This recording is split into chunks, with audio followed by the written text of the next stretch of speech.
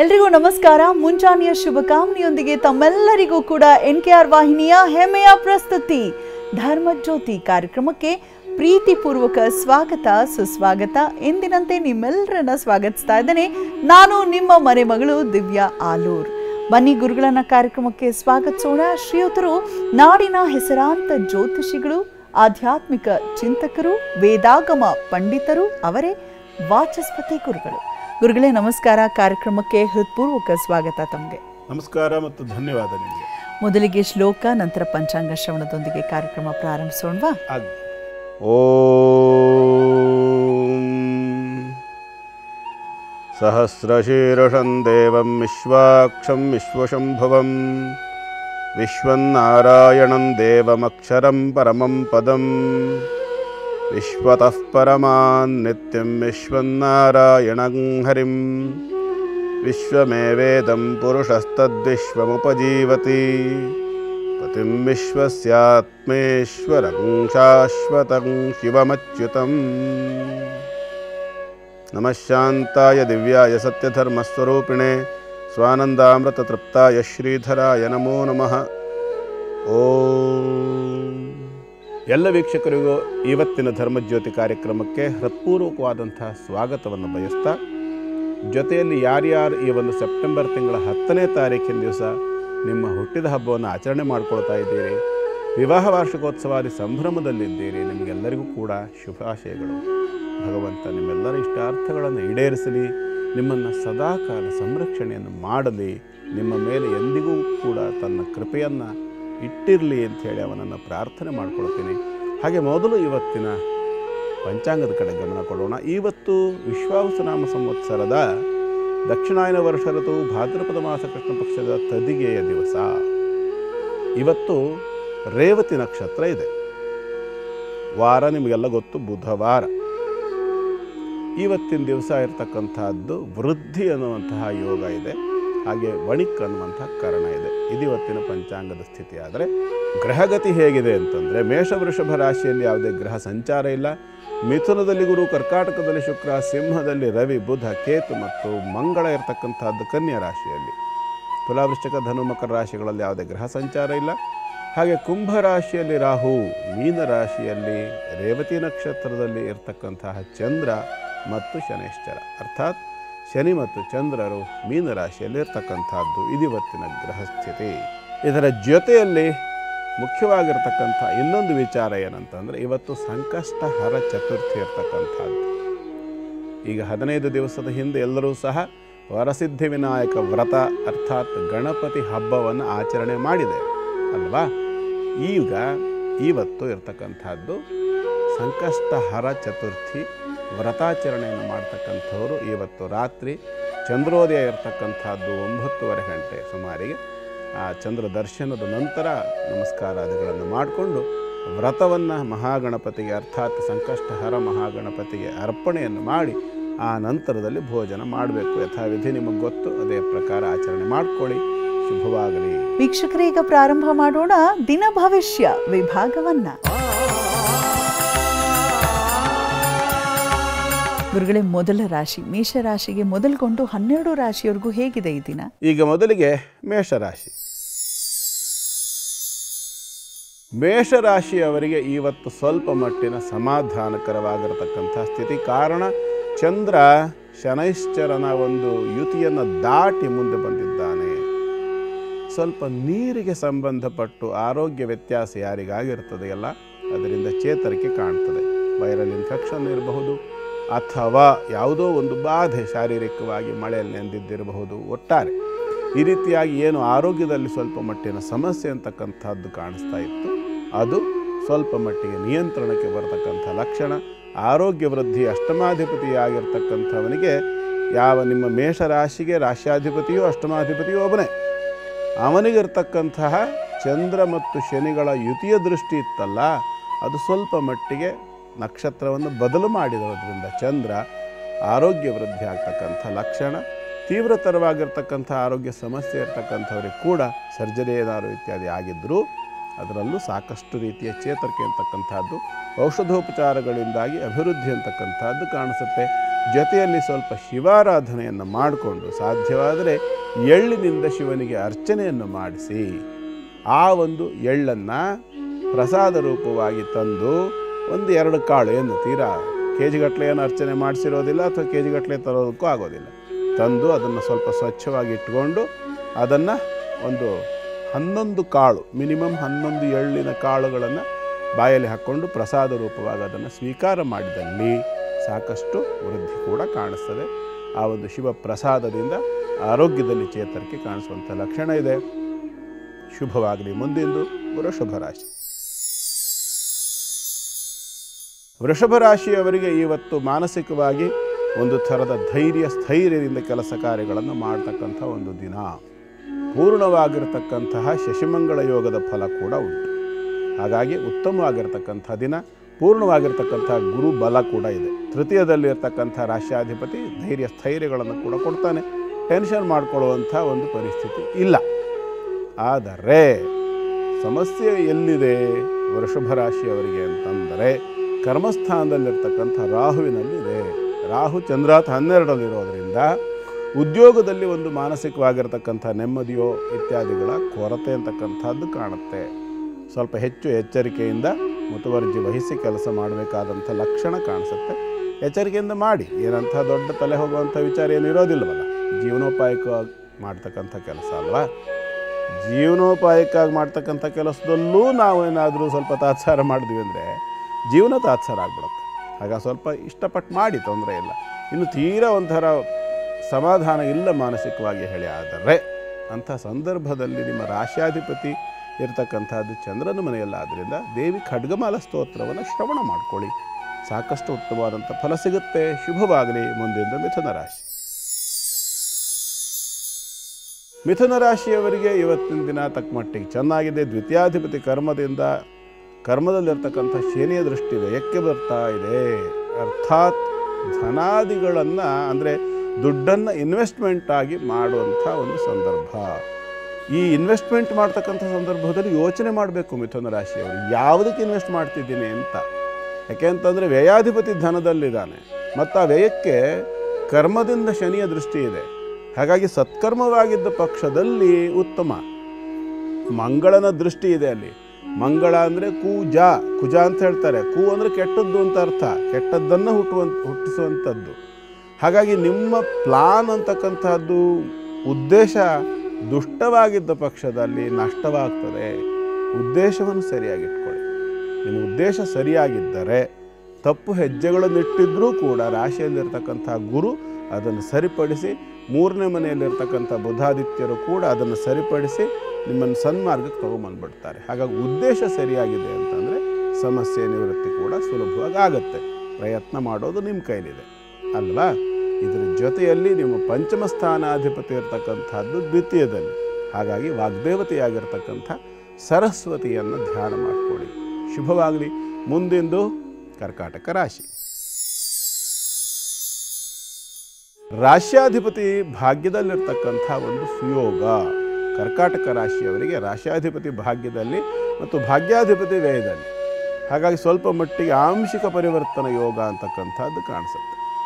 ಆಂಶಿಕ ಪರಿವರ್ತನ ಯೋಗದಲ್ಲಿ ಏನಾಗುತ್ತೆ ಅಂದರೆ 2ನೇ ಮನೆಯಲ್ಲಿರ್ತಕ್ಕಂತಹ ಬುಧನ ದೃಷ್ಟಿಯಲ್ಲಿದೆ, ಅಷ್ಟಮಕ್ಕಿದೆ.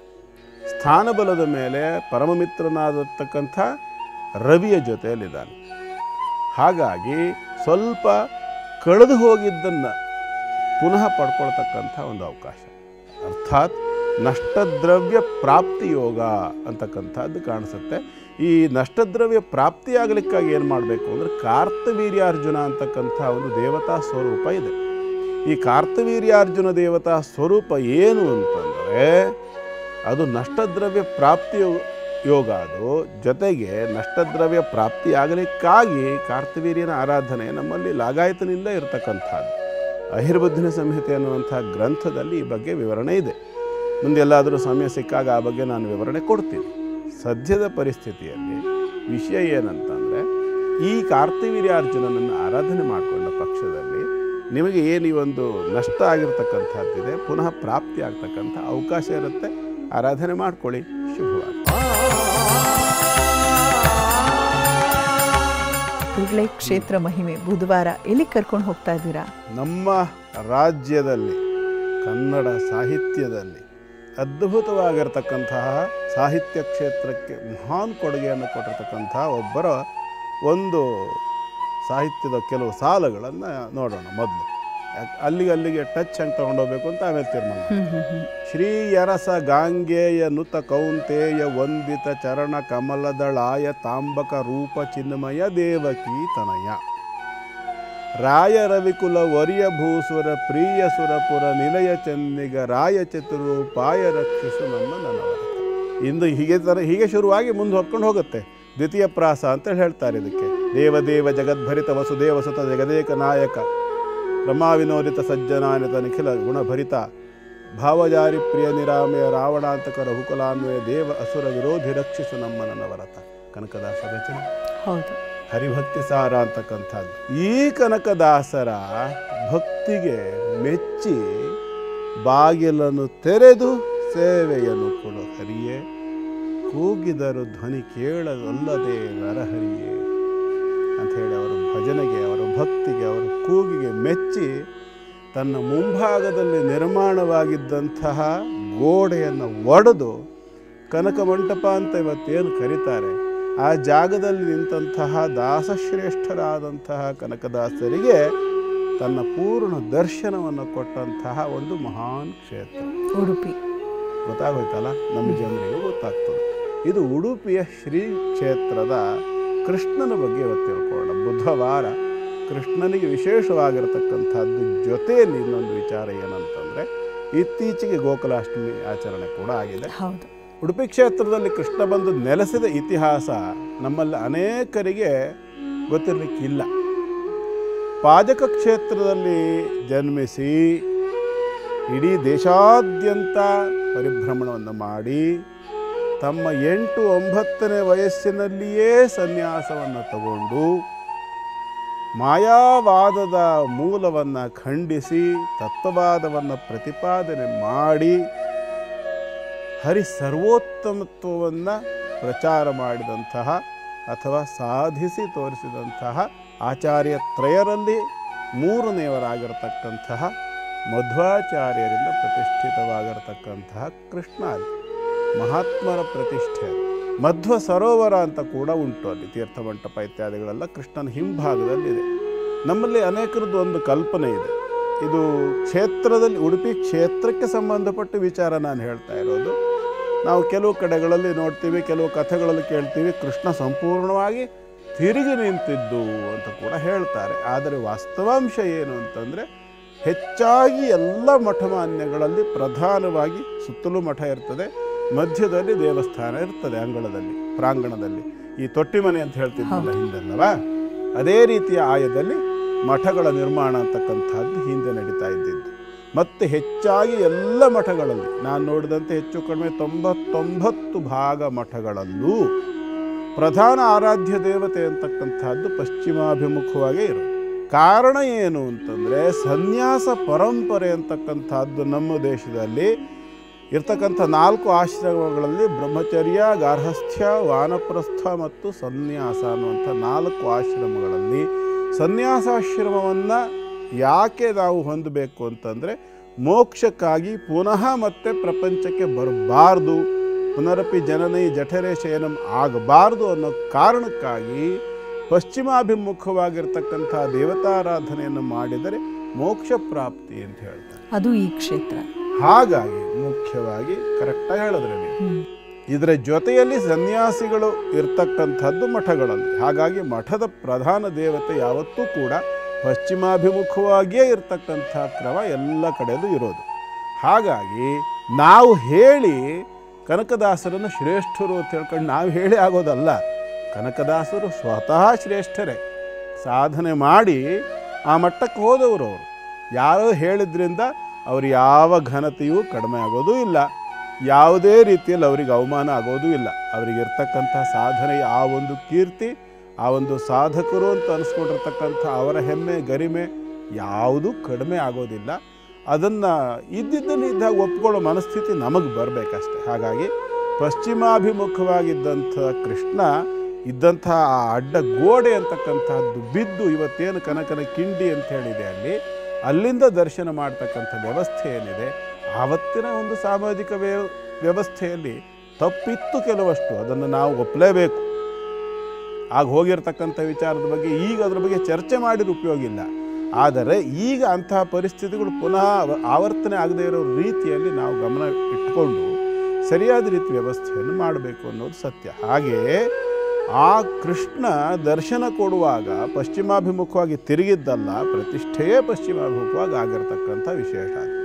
ಹಾಗಾಗಿ ಅಂಥ ಒಂದು ಅದ್ಭುತವಾಗಿರತಕ್ಕಂಥ ಶ್ರೀಕೃಷ್ಣನ ಕ್ಷೇತ್ರ, ಯಾವ ಮಧ್ವಾಚಾರ್ಯರು ಪಶ್ಚಿಮ ಸಮುದ್ರ ತೀರದಲ್ಲಿದ್ದಂತಹ ಸಂದರ್ಭ, ಅಲ್ಲಿ ಯಾತ್ರೆ ಬಂದಿರತಕ್ಕಂತಹ ಪಶ್ಚಿಮ ಭಾಗದಿಂದಲೇ ಯಾತ್ರೆಗೆ ಬಂದಿರತಕ್ಕಂಥ ಒಂದು ಕಡಲಿನಲ್ಲಿ ಪ್ರಯಾಣ ಬಂದಂತಹ ಒಂದು ದೋಣಿ ಆ ಚಂಡಮಾರುತದ ಗಾಳಿಗೆ ಸಿಕ್ಕಿ ಮುಳುಗಿ ಹೋಗ್ತಕ್ಕಂಥ ಒಂದು ಸಂದರ್ಭದಲ್ಲಿ ತಾಕಲಾಡ್ತಾ ಇರುವಾಗ ಅನೇಕ ದೋಣಿಯ ಪ್ರಯಾಣಿಕರು ಅಲ್ಲಿರೋ ವಸ್ತುಗಳನ್ನೆಲ್ಲ ನೀರಿಗೆ ಬಿಸಾಕ್ಬಿಡ್ತಾರೆ ಸಮುದ್ರಕ್ಕೆ, ಹೇಗಾದರೂ ದೋಣಿಯ ಭಾರ ಕಡಿಮೆ ಆಗಲಿ ಅಂಥೇಳಿ.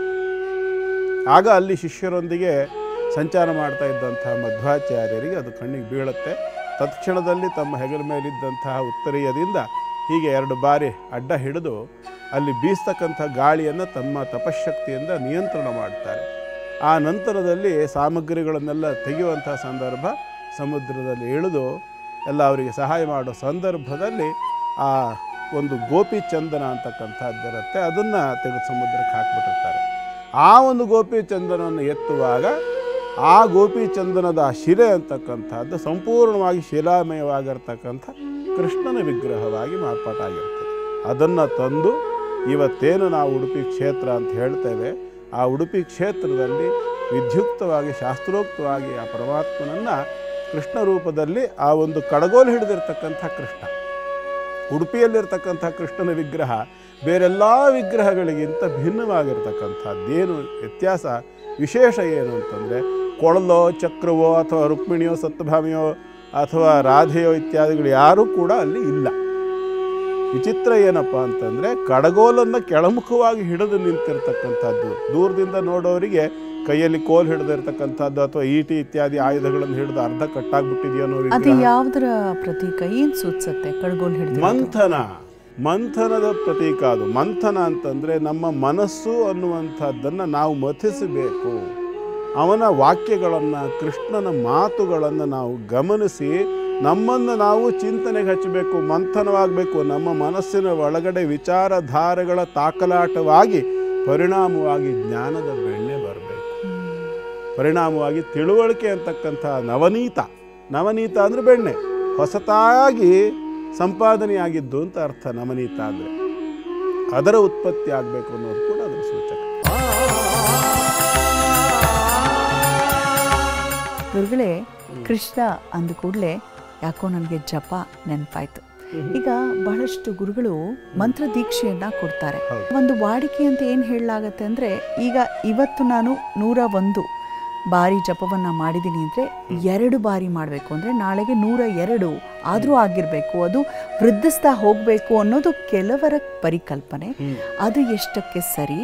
ಮತ್ತು ಅದರ ಒಟ್ಟಿಗೆ ಜಪ ಮಾಡೋ ಒಂದು ಪ್ರತೀತಿ ಏನಿದೆ, ಅದರ ವಿಧಾನ ಏನಿದೆ, ಅದನ್ನು ಸರಿಯಾಗಿ ತಿಳಿಸ್ಕೊಡಿ. ನೀವು ಹಾಕ್ಕೊಂಡಿರೋದೇ ಜಪಮಾಲೆ ಇರೋದ್ರಿಂದ ಬಹುಶಃ ಅದನ್ನು ತೆಗೆದು ಅದನ್ನು ನೀವು ನಮ್ಮ ಕಾರ್ಯಕ್ರಮದ ಮುಖೇನವೇ ಸರಿ ರೀತಿಯಲ್ಲಿ ತೋರಿಸಿಕೊಟ್ರೆ ಒಳಿತು. ಯಾಕಂದರೆ ತೋರ್ಬೆರಳನ್ನು ಹಿಡಿಬಾರ್ದು, ಅದರ ಮೇಲೆ ಬರಬಾರ್ದು ಅಂತೆಲ್ಲ ಏನೋ ಪದ್ಧತಿ ಇದೆ. ಅದು ಮೇಲೆ ಹೋಗೋದಾ ಕೆಳಗಡೆ ಹೋಗೋದು, ಅದನ್ನು ದಯಮಾಡಿ ತಿಳಿಸ್ಕೊಡಿ. ತೆಗೆದು ತೋರಿಸ್ಬೇಕು ಅಂತ ಬೇರೆ ಹೇಳ್ಬಿಟ್ಟಿದ್ದೀರಾ? ಹೌದು. ಹಾಗಾಗಿ ತೆಗೆದೇ ತೋರಿಸ್ಬೇಕಾಯ್ತಲ್ಲಪ್ಪ. ನಮ್ಮ ವೀಕ್ಷಕರು ಕೂಡ ನೋಡ್ಕೊಳ್ಳಿ, ಇದು ಜಪಮಾಲಾ. ಇದರಲ್ಲಿ ಈ ಒಂದು ಎಕ್ಸ್ಟ್ರಾ ಒಂದು ಮಣಿ ಇರ್ತದೆ ಇಲ್ಲಿ. ಹೌದು. ಇದನ್ನು ಶಿಖಾಮಣಿ ಅಂತ ಕರೀತೇವೆ. ವಾಸ್ತವಾಂಶ ಜಪ ಮಾಡತಕ್ಕಂಥ ಜಪಮಾಲೆಯನ್ನ ಧಾರಣೆ ಸದಾಕಾಲ ಮಾಡಲಿಕ್ಕೆ ಅವಕಾಶ ಇಲ್ಲ. 24 ಗಂಟೆಯೂ ಕೂಡ ನೀವು ಜಪ ಮಾಡುವಂತಹ ಜಪಮಾಲೆ ಏನಿರ್ತದೆ, ಜಪಮಾಲಾಂಚ ಮುದ್ರಾಂಚ ಗುರೋರಪಿ ನ ದರ್ಶಯೇತ್, ಯಾರಿಗೂ ತೋರಿಸಕೂಡದು ಅಂತ ಹೇಳುತ್ತೆ ಜಪಮಾಲೆಯನ್ನ ಮಾತ್ರ. ಅದಕ್ಕೆ ಕೆಲವೊಬ್ರು ಏನ್ ಮಾಡ್ತಾರೆ, ಚೀಲದ ಒಳಗಿಟ್ಕೊಂಡು ಪೂಜೆ ಮಾಡ್ತಾರೆ ಅಂತ ಹೇಳ್ತಾರೆ. ಅದಕ್ಕೆ ಅದು ಎಲ್ ಶೇಪಿನಲ್ಲಿ ಚೀಲವನ್ನು ಸಿದ್ಧಪಡಿಸಿ ಅದರ ಒಳಗಡೆಗೆ ಹಾಕಿಟ್ಟಿರ್ತಾರೆ. ಜಪಮಾಲೆಯನ್ನು ಯಾರಿಗೂ ತೋರಿಸಬಾರ್ದು. ಮತ್ತು ಜಪ ಮಾಡುವ ಸಂದರ್ಭದಲ್ಲಿ ಕೆಲವಷ್ಟು ಮುದ್ರೆಗಳನ್ನು ಮುದ್ರಾ ಪ್ರದರ್ಶನ ಇರ್ತದೆ. ಅನೇಕ ಈಗ ಗಾಯತ್ರಿಯಲ್ಲಿ 24 ಮುದ್ರೆ ಬರ್ತದೆ. ಹಾಗೆಯೇ ಇದರಲ್ಲಿ ಶ್ರೀಚಕ್ರ ಅರ್ಚನೆ ಮಾಡುವಂಥ ಸಂದರ್ಭದಲ್ಲಿ 64 ಮುದ್ರೆಗಳು ಬರ್ತದೆ. ಹಾಗೂ ಚಾಮುಂಡಾದೇವಿಗೆ ಸಂಬಂಧಪಟ್ಟು ಚಂಡಿಕಾ ಹೋಮ ಇತ್ಯಾದಿಗಳನ್ನು ಮಾಡುವಾಗ 10 ಮುದ್ರೆಗಳು ಬರ್ತದೆ. ಹೀಗೆ ಮುದ್ರೆಗಳನ್ನು ಪ್ರದರ್ಶನ ಮಾಡಬೇಕು. ಆ ಒಂದು ತತ್ವದ ಆಕರ್ಷಣೆಗೋಸ್ಕರವಾಗಿ ಮುದ್ರಾ ಪ್ರದರ್ಶನ ಅಂತ ಕೂಡ ಇರ್ತದೆ. ಗುರುಗಳೇ, ಇದು ಸ್ವಲ್ಪ ಆಧ್ಯಾತ್ಮದಲ್ಲಿ ಬಹಳ ಎತ್ತರಕ್ಕೇರಿರೋರ ಬಗ್ಗೆ ನೀವು ಹೇಳ್ತಿದ್ದೀರಿ. ಆದ್ರೆ ನಾ ಕೇಳ್ತಾ ಇರೋದು, ಜನಸಾಮಾನ್ಯರು ಜಪವನ್ನ ಮಾಡ್ಕೊಳ್ಳುವಾಗ ಬಲಗೈಯಲ್ಲಿ ನಾವು ಜಪಮಣಿಯನ್ನ ಹಿಡಿದಿರ್ತೇವೆ, ಎಡಗೈ ಯಾವ ಪೊಸಿಷನ್ ಅಲ್ಲಿ ಇರಬೇಕು ಅನ್ನೋದ್ರಿಂದ ಹಿಡಿದು ಎಲ್ಲವನ್ನ ಸವಿಸ್ತಾರವಾಗಿ ತಿಳಿಸಿ ಗುರುಗಳು. ಜಪಮಾಲೆಯನ್ನು ಹೀಗೆ ಶಿಖಾಮಣಿಯಿಂದ ಆರಂಭ ಮಾಡಬೇಕು. ಜಪವನ್ನು ಆರಂಭ ಮಾಡುವಾಗ ಆರಂಭ ಮಾಡ್ತಕ್ಕಂಥ ಸಂದರ್ಭದಲ್ಲಿ ಈ ತೋರು ಬೆರಳು ಅಂತ ನಾವೇನು ಹೇಳ್ತೇವೆ, ಈ ಬೆರಳು ಸ್ಪರ್ಶವಾಗಬಾರದು ಏನು ಜಪಕ್ಕೆ. ಕಾರಣ ಇದು ತರ್ಜಕ ಅಂತ ಹೇಳ್ತದೆ. ತರ್ಜನೆ ಅಂದರೆ ಈ ಬೆರಳಿನ ಬಳಕೆ ಆಯಿತು ಅಂದರೆ ನಿಂದನೆ ಆಯಿತು ಅಂತ ಲೆಕ್ಕ. ಇದು ನಿಂದನೆಗಾಗಿ ಬಳಸ್ತಕ್ಕಂಥ ಬೆರಳು. ಏಯ್ ನೀನು ಅಂತ ಮಾಡ್ತಾರಲ್ವಾ, ಇದನ್ನು ಬಳಸೋದು ಯಾಕೆ ಅಂತ ಗೊತ್ತಾಯ್ತಲ್ಲ. ಹಾಗಾಗಿ ಈ ಬೆರಳನ್ನ ಬಳಕೆ ಆಗೋದು ಕೇವಲ ಇಷ್ಟಕ್ಕೆ ಮಾತ್ರ, ಬೇಡ ಎಚ್ಚರಿಕೆ ಅಂಥೇಳಿ. ನಮ್ಮಲ್ಲೆಲ್ಲ ಹೇಳ್ತಾರೆ, ಐ ಬೆರಳು ತೋರಿಸ್ಬೇಡ ಅಂಥೇಳಿ ಹೇಳಲ್ಲ. ಅರ್ಥ ಏನು ಅಂದರೆ ಅದು ನಿಂದನೆ ಅಂತ ಅರ್ಥ. ಈ ಬೆರಳನ್ನು ತೋರಿಸಿದ್ರೆ ನಿಂದನೆ. ಹಾಗಾಗಿ ಈ ಬೆರಳು ಸ್ಪರ್ಶವಾದರೆ ಮತ್ತೆ ಔಷಧೋಪಚಾರ ಮಾಡ್ತಕ್ಕಂಥ ಸಂದರ್ಭದಲ್ಲಿ ಕೂಡ ಈ ಬೆರಳನ್ನು ಬಳಸೋದಿಲ್ಲ. ಕಾರಣ ಇದಕ್ಕೆ ವಿಷತತ್ವ ಇದೆ ಅಂತ. ಎರಡನೇದು. ಮೂರನೇದು ಏನು ಅಂತಂದರೆ ಕುಂಕುಮ, ಅಕ್ಷತೆ, ಅರ್ಚನ ಇತ್ಯಾದಿಗಳನ್ನು ಹಚ್ಚುವಾಗ ಕೂಡ ಈ ಬೆರಳಿಂದ ಹಚ್ಕೊಳ್ಳೋದಿಲ್ಲ.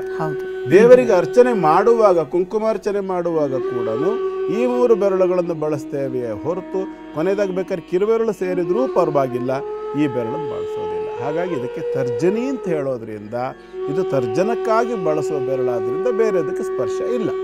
ಹಾಗಾಗಿ ಜಪದ ಮಣಿಯ ಸರವನ್ನು ಹೀಗೆ ಹಿಡ್ಕೊಳ್ಬೇಕು.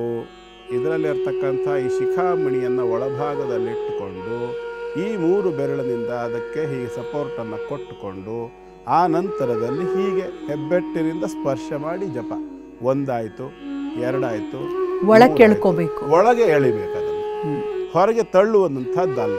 ಯಾಕೆಂದರೆ ದೇವತಾ ತತ್ವವನ್ನು ನಾನು ನನ್ನ ಕಡೆಗೆ ಎಳ್ಕೊಳ್ತಾ ಇದ್ದೇನೆ ಅನ್ನೋ ಸೂಚನೆ ಅದು. ಹೀಗೆ ಹೀಗೆ ಅದು ಆಗ್ತಾ ಆಗ್ತಾ ಆಗ್ತಾ ಹೋಗಬೇಕು. 108 ಒಂದು ಮಾಲೆ ಪೂರ್ಣವಾಗುವಾಗ 108 ಜಪವಾಗ್ತದೆ. 108 ಜಪ ಆದ ನಂತರದಲ್ಲಿ ಈ ಶಿಖಾಮಣಿ ಪುನಃ ಇಲ್ಲಿಗೆ ಬರ್ತದೆ. ಇಲ್ಲಿಗೆ 108 ಆಯಿತು. ಇದನ್ನು ಹೀಗೆ ಮುಂದುವರ್ಸ್ಕೊಂಡು ಮತ್ತೆ 2ನೇ ರೌಂಡ್ ಶುರು ಮಾಡುವ ಹಾಗಿಲ್ಲ. ಈ ಮಣಿಯನ್ನು, ಇದು ಶಿಖಾಮಣಿಯನ್ನು ದಾಟುವಂತೆ ಇಲ್ಲ. ಶಿಖಾಮಣಿ ಹೊರಗೆ ಬಂದ ತತ್ಕ್ಷಣದಲ್ಲಿ ಜಪ ಮಾಲೆಯನ್ನು ಒಂದು ಸಾರಿ ಹೀಗೆ ತಿರುಗಿಸ್ಕೋಬೇಕು. ಅಂದರೆ ಒಂದು ಸುತ್ತು ವಾಪಸ್ ಹೋಗ್ತಕ್ಕಂಥದ್ದು. ಹೀಗೆ ಶಿಖಾಮಣಿಯನ್ನು ದಾಟಿ ಇಲ್ಲಿಗೆ ಬಂತು, ಶಿಖಾಮಣಿ 108 ಆಯಿತು, ಇದನ್ನೇ ಮತ್ತೆ ಮುಂದುವರ್ಸ್ಕೊಂಡು ಹೋಗ್ಬಿಟ್ಟೆ. ಹೀಗೆ ಬಹಳ ಮಂದಿ ಹಾಗೆ ಮಾಡುವಂತಿಲ್ಲ. ಶಿಖಾಮಣಿಯನ್ನು ಕ್ರಾಸ್ ಮಾಡಿ ಹೋಗಬಾರ್ದು. ಇದು ಶಿಖೆ. ನಾವು ಅದನ್ನ ಉಲ್ಟಾ ತಿರುಗಿಸ್ಕೊಂಡು ಮತ್ತದನ್ನ ರಿವರ್ಸ್ ತಿರುಗಿಸ್ಕೊಂಡು ವಾಪಸ್ ಹೋಗಬೇಕು. ಈ ರೀತಿಯಾಗಿಯೇ ಕ್ರಮವೇ ಹೊರತು ಶಿಖಾಮಣಿಯನ್ನು ತಿರುಗಿಸ್ತಕ್ಕಂಥ ಕ್ರಮ ಇಲ್ಲ, ಅಥವಾ ಶಿಖಾಮಣಿಯನ್ನು ತಿರುಗಿಸ್ಬೇಕು ಹೊರತು ಕ್ರಾಸ್ ಮಾಡುವಂಥ ಕ್ರಮ ಇಲ್ಲ. ಅತಿಕ್ರಮಿಸಿ ಹೋಗುವಂತಿಲ್ಲ. ಅದು ಶಿಖೆ. ಅದು ಶಿಖೆಯನ್ನು ಅನತಿಕ್ರಮಿಸಬೇಕು ಅಂತ, ಅಂದರೆ ಅತಿಕ್ರಮಿಸಿ ಹೋಗಬಾರ್ದು ಅಂತ. ಹಾಗಾಗಿ ಅದನ್ನು ದಾಟುವಂಥ ಕ್ರಮ ಇಲ್ಲ. ಇದು ಜಪ ಮಾಡ್ತಕ್ಕಂಥ ಕ್ರಮ. ಇನ್ನೊಂದು ವಿಶೇಷ ಏನಪ್ಪ ಅಂತಂದರೆ ಹಾಕ್ಕೊಂಬಿಡ್ತೀವಿ. ಖಂಡಿತ. ಇನ್ನೊಂದು ವಿಚಾರ, ಜಪ ಅಂದರೆ ಏನು? ಜಕಾರೋ ಜನ್ಮವಿಚ್ಛೇದ, ಪಕಾರೋ ಪಾಪನಾಶಕ. ಜನ್ಮಾಂತರಗಳಲ್ಲಿ ನಾವು ಮಾಡಿರ್ತಕ್ಕಂತಹ ಸಮಸ್ತ ಪಾಪಗಳನ್ನು ನಾಶ ಮಾಡುವುದಕ್ಕೋಸ್ಕರವಾಗಿ ಜಪ ಮಾಡಬೇಕು ಅಂತ ಇದನ್ನು ಅರ್ಥ ಮಾಡಿಕೊಳ್ಬೇಕು ಮೊದಲನೇದಾಗಿ.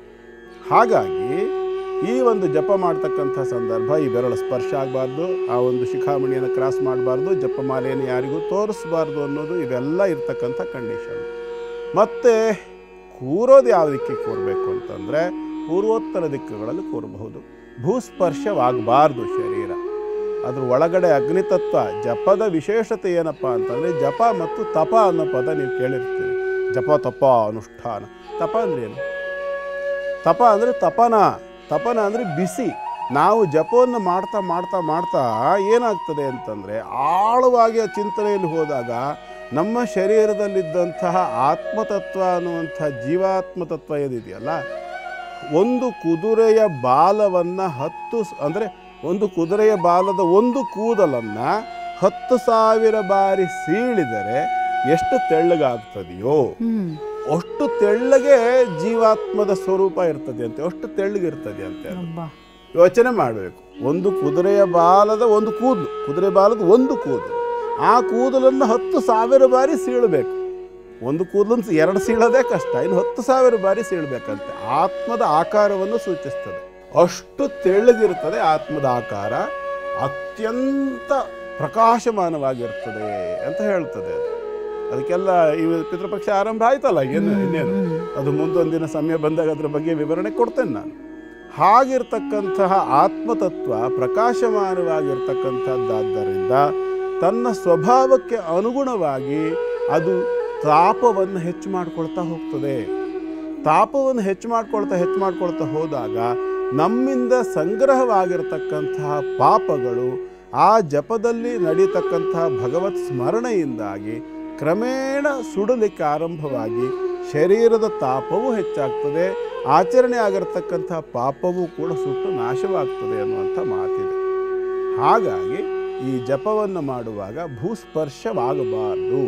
ಭೂಸ್ಪರ್ಶವಾಯಿತು ಶರೀರದ, ಕೆಲವರು ಮನೆ ಮೇಲೆ ಕೂತ್ಕೊಂಡು ಕಾಲಾರಾಮ ನೆಲದ ಮೇಲೆ ಇಟ್ಕೊಂಡು ಕೂತ್ಕೊಂಡ್ಬಿಡೋದು. ಇಲ್ಲ ನಾನು ಜಪ ಮಾಡ್ತೇನೆ, ನಾನು ಚೇರ್ ಮೇಲೆ ಕೂತ್ಕೋತೀನಿ, ನಂಗೆ ಕಾಲು ನೋವಿದೆ, ನಂಗೆ ಮೊಂಡಿ ಮಡ್ಚಕ್ಕಾಗಲ್ಲ, ಅದೆಲ್ಲ ನಾಮಸ್ಮರಣೆ ಅಂತ ಹೇಳ್ತಾರೆ. ಅನುಷ್ಠಾನದ ಕ್ರಮಕ್ಕೆ ಬರಲ್ಲ. ಅನುಷ್ಠಾನವೇ ಬೇರೆ, ನಾಮಸ್ಮರಣೆಯೇ ಬೇರೆ. ನೀವು ನಾಮಸ್ಮರಣೆ ಮಾಡುವಾಗ ಎಲ್ಲೂ ಕೂತ್ಕೊಳ್ಳಿ, ಹೇಗೂ ಕೂತ್ಕೊಳ್ಳಿ, ಹಾಸಿಗೆ ಮೇಲೆ ಕೂತ್ಕೊಂಡು ಮಾಡಿ ನಾಮಸ್ಮರಣೆ, ದೋಷ ಇಲ್ಲ. ಸ್ನಾನಕ್ಕೆ ಇಳ್ಕೊಂಡು ಮಾಡಿ, ಅಥವಾ ಎಲ್ಲೋ ಒಂದು ಶೌಚಕ್ಕೆ ಕೂತಾಗ ಕೂಡ ನೀವು ಭಗವಂತನ ನಾಮಸ್ಮರಣೆ ಮಾಡ್ಬೋದು. ಆದರೆ ಇದೇ ಜಪ ಅಂತ ಬಂದಾಗ, ಅನುಷ್ಠಾನ ಅಂತ ಬಂದಾಗ, ಯಾಕೆಂದರೆ ನಾಮಸ್ಮರಣೆ ಅನ್ನೋದು ಸಂಪೂರ್ಣ ಭಕ್ತಿಗೆ ಸಂಬಂಧಪಟ್ಟಿದ್ದು, ಭಕ್ತನಿಗೆ ಸಂಬಂಧಪಟ್ಟಿದ್ದು, ಸಂಪೂರ್ಣ ಪ್ರತ್ಯೇಕ. ಅದಕ್ಕೆ ಯಾವುದೇ ರೀತಿಯಾಗಿರ್ತಕ್ಕಂಥ ವಿಧಿ ನಿಷೇಧಗಳು ನಾಮಸ್ಮರಣೆಗಿಲ್ಲ. ಅದೇ ಜಪ ಅಂತ ಬಂದಾಗ ಅದಕ್ಕೆ ಎಲ್ಲಿ ಕೂರಬೇಕು ಅಂತಿದೆ, ಹೇಗೆ ಕೂರಬೇಕು ಅಂತಿದೆ, ಆಸನ ಹೇಗಿರಬೇಕು ಅಂತಿದೆ, ವಸ್ತ್ರ ಹೇಗಿರಬೇಕು ಅಂತಿದೆ, ಯಾವುದಕ್ಕೆ ಮುಖ ಮಾಡಬೇಕು ಅಂತಿದೆ, ಜಪಮಾಲೆ ಹೇಗಿರಬೇಕು ಅಂತಿದೆ, ಆಸನ ವ್ಯವಸ್ಥೆ ಹೇಗಿರಬೇಕು ಅಂತಿದೆ, ಹೇಗೆ ಕೂರಬೇಕು ಅನ್ನೋದು ಕೂಡ ಇದೆ. ಗುರುಗಳಿಗೆ ಯಾವ ಆಸನ ಹಾಕೋಬೇಕಾಗತ್ತೆ? ಸಿದ್ಧಾಸನ ಮತ್ತು ವಜ್ರಾಸನ, ಸುಖಾಸನ 3 ರೀತಿಯಲ್ಲಿ ಕೂರ್ಬೋದು. ಪದ್ಮಾಸನ 4 ಆಸನಗಳು ಹೇಳುತ್ತೆ. ಮೊದಲನೇದು ಪದ್ಮಾಸನ, ಬದ್ಧ ಪದ್ಮಾಸನ ಹೇಳ್ತಾರೆ, ಅತ್ಯಂತ ಕಷ್ಟಕರವಾಗಿರ್ತಕ್ಕಂಥದ್ದು. ಇದು ಯೋಗಿಗಳು ಮಾತ್ರ ಮಾಡುವಂಥದ್ದು. ಎರಡನೇದು ಸಿದ್ಧಾಸನ. ಸಿದ್ಧಾಸನ ಅಂದರೆ ಎಡಗಾಲು ಕೆಳಗಿರ್ತದೆ, ಅಂದರೆ ಎಡಪಾದವನ್ನು ಕೆಳಗಿಟ್ಟು ಅದರ ಮೇಲೆ ಬಲಗಾಲು ಮಂಡಿಯನ್ನಿಟ್ಟು ಬಲಪಾದವನ್ನು ಎಡಮಂಡಿಯ ಮೇಲಿಟ್ಟು ಕೂರ್ತಕ್ಕಂಥದ್ದಕ್ಕೆ ಸಿದ್ಧಾಸನ ಅಂತ ಹೇಳ್ತಾರೆ. ಆನಂತರ 2 ಹಿಮ್ಮಡಿಗಳ ಮೇಲೆ ಪೃಷ್ಠವನ್ನಿಟ್ಟು ಕೂರ್ತಕ್ಕಂಥದ್ದನ್ನು ವಜ್ರಾಸನ ಅಂತ ಹೇಳ್ತಾರೆ. ಮಾಮೂಲಿ ಚಕ್ಕಳು ಮಕ್ಕಳು ಹಾಕಿ ಕೂತ್ಕೊಂಡು ಮಾಡ್ತಕ್ಕಂಥದ್ದನ್ನು ಸುಖಾಸನ ಅಂತ ಹೇಳ್ತಾರೆ. ಹಾಗಾಗಿ ಬದ್ಧ ಪದ್ಮಾಸನ, ಸಿದ್ಧಾಸನ, ವಜ್ರಾಸನ, ಮತ್ತೊಂದು ಸುಖಾಸನ, ಈ 4 ರೀತಿಯಲ್ಲಿ ಕೂತ್ಕೊಂಡು ಮಾಡಬೇಕು. ಎಡಗೈನ ಪೊಸಿಷನ್ ಹೇಗಿರಬೇಕು? ಎಡಗೈ ಪೊಸಿಷನ್ ಹೇಗಿರಬೇಕು ಅಂದರೆ ಮಣಿಕಟ್ಟಿಗೆ ಹೀಗೆ ಸ್ಪರ್ಶವಾಗಿರಬೇಕು. ಮಣಿಕಟ್ಟಿಗೆ ಅದರ ಸಪೋರ್ಟನ್ನು ಕೊಟ್ಟು ಕೂತ್ಕೋಬೇಕು. ಹೀಗೆ ಕೂತ್ಕೊಂಡು ಹೀಗೆ ಮಾಡುವಂಥದ್ದು, ಅಥವಾ ಇದು ಬಾಗಿಸೋದಾ ಹೇಗೆ? ಬಾಗಿಸೋದಲ್ಲ, ಕೈ ಹೀಗೆ ಇರ್ತದೆಯಲ್ಲ ಹೀಗೆ. ಜಪ ಮಣಿ ಮಾಲೆ ಅಂತಕ್ಕಂಥದ್ದು ಹೃದಯಕ್ಕೆ ಹತ್ತಿರದಲ್ಲಿರಬೇಕು ಅಂತ. ಇಲ್ಲಿ ಇರ್ತಕ್ಕಂಥದ್ದು ಅನಾಹತ ಚಕ್ರ. ಅನಾಹತ ಚಕ್ರಕ್ಕೆ ಸಮೀಪದಲ್ಲಿ ಇರಬೇಕು. ಅನಾಹತ ಅಂತಂದರೆ ಶಬ್ದವಿಲ್ಲದೆ, ಯಾವುದೇ ವೈಬ್ರೇಷನ್ ಇಲ್ಲದೆ ಸೌಂಡ್ ಮಾಡ್ತಕ್ಕಂಥದ್ದು. ಸೌಂಡ್ ಅಂದರೆ ವೈಬ್ರೇಷನ್ ಇದ್ದೇ ಇರುತ್ತೆ. ಅನಾಹತ ಅಂತಂದರೆ ಕಂಪನವನ್ನು ಕಣ್ಣಿಗೆ ಕಾಣತಕ್ಕಂಥದ್ದು ಅಂತ. ಈಗ ನಾವು ಕಣ್ಣು ಮುಚ್ಕೊಂಡು ಮಾಡ್ತಿರ್ತೀವಿ ಅಲ್ವಾ, ನಮ್ಮ ಕಾನ್ಸಂಟ್ರೇಷನ್ ಎಲ್ಲಿರಬೇಕು? ನಿಮಗೆ ಭಗವಂತನ ದರ್ಶನವಾಗಬೇಕು ಅನ್ನುವಂಥ ಅಪೇಕ್ಷೆ ಇದ್ದ ಪಕ್ಷದಲ್ಲಿ ನಿಮ್ಮ ಸಂಪೂರ್ಣ ಗಮನ ನಿಮ್ಮ ಹೃದಯ ಮಂದಿರದ ಮೇಲೆ ಇರಬೇಕು. ಅದಿಲ್ಲ, ನಿಮಗೆ ಒಂದು ಆಧ್ಯಾತ್ಮಿಕವಾದ ಸಾಧನೆ ಮಾಡಿ ಮೇಲ್ಮಟ್ಟಕ್ಕೆ ಹೋಗಬೇಕು, ಕುಂಡಲಿನಿ ಜಾಗೃತವಾಗಬೇಕು, ಚಕ್ರಗಳು ಉದ್ದೀಪನವಾಗಬೇಕು, ಸಹಸ್ರಾರದವರೆಗೆ ಅಷ್ಟಾಂಗ ಸಿದ್ಧಿ ಆಗಬೇಕು ಹೇಳಿದರೆ ಆಜ್ಞಾಚಕ್ರ, ಈ ಭ್ರೂ ಮಧ್ಯದಲ್ಲಿರ್ತಕ್ಕಂಥ ಆಜ್ಞಾಚಕ್ರದ ಮೇಲೆ ಗಮನ ಬರಬೇಕು. ಅದನ್ನು ನೋಡುವಂಥ ಒಂದು ಕ್ರಮವನ್ನು ನಾನು ತೋರಿಸ್ತೇನೆ. ಈಗ ಇಲ್ಲಿ ಕರೆಕ್ಟಾಗಿ ಗಮನಿಸ್ಕೊಳ್ಳಿ. ಆ ಕ್ರಮದಲ್ಲಿ ನೀವು ಜಪ ಮಾಡಬೇಕು. ಅದು ಸಾಧ್ಯವಾದ ಯೋಚನೆ ಮಾಡಿ. ಯಾಕೆ ಗೊತ್ತಾ? ಹಾಗಿಟ್ಟು 1 ರಿಂದ 1.5 ನಿಮಿಷದ ಒಳಗಡೆ ತಡ್ಕೊಳ್ಳೋಕೆ ಆಗದೇ ಇರುವಷ್ಟು ತಲೆನೋವು ಪ್ರಾರಂಭ ಆಗುತ್ತೆ. ಅದನ್ನು ನೋಡುವಂಥ ಕ್ರಮ ಹೀಗೆ.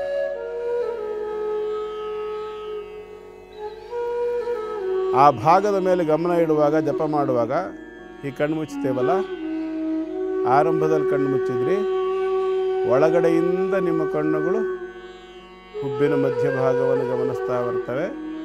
ಆ ನಂತರದಲ್ಲಿ ನಿಧಾನವಾಗಿ ಕಣ್ಬಿಡ್ತಾ ಬರ್ತೇವೆ ನಾವು.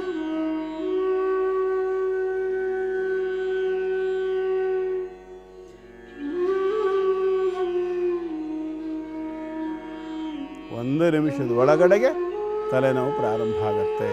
ಹಾಗಾಗಿ ಆರಂಭದಲ್ಲೇ ನಿಮೀಲಿತಾಕ್ಷ ಅಂತ ಹೇಳ್ತಾರೆ, ಅರ್ಧ ನಿಮೀಲಿತ ನೇತ್ರ, ಕಣ್ಣನ್ನು ಅರ್ಧ ಭಾಗ ಓಪನ್ ಇಟ್ಟು ಅಲ್ಲಿ ನೋಡಬೇಕು ಅಂತ ಹೇಳುತ್ತೆ. ತುಂಬ ದೀರ್ಘವಾದ ಅಭ್ಯಾಸ ಬೇಕು. ದಯವಿಟ್ಟು ಸ್ಟಾರ್ಟಿಂಗಲ್ಲಿ ಮಾಡಬೇಡಿ.